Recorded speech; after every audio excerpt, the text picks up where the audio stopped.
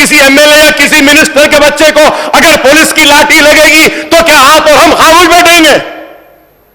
वो गरीब के बच्चे को मारा जा रहा है, पीटा जा रहा है, वो गरीब का बच्चा मेरा बच्चा है। मैं कह रहा हूं अगर पुराने शहर में पुलिस आएगी तो अकबरुद्दीन ओवैसी ठहरेगा ओल्ड सिटी के गलियों में 11 बजे के बाद। देखता हूं किसकी हिम्मत है, किसको मारते हैं। ठीक है, जो भी लॉ एंड ऑर्डर का मसला पैदा होता उसकी जिम्मेदार हम नहीं रहेंगे, हुकूमत रहेगी, हुकूमत रहेगी।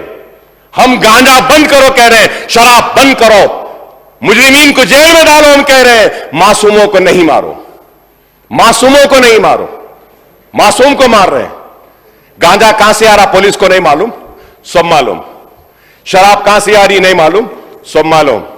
सट्टा कहां हो रहा नहीं मालूम, मालूम, सब मालूम।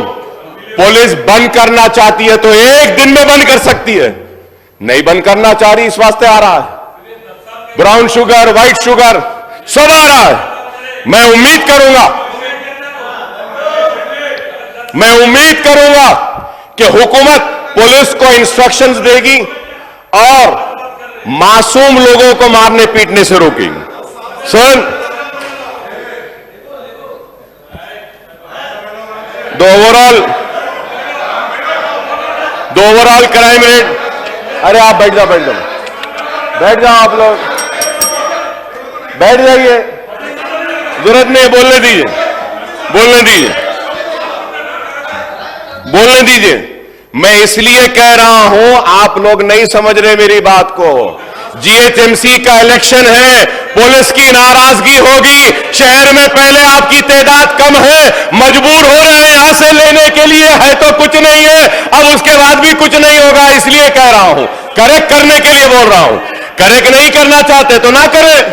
लॉ एंड ऑर्डर के वक्त हुकूमत को पता चलेगा कि क्या होगा पता चलेगा।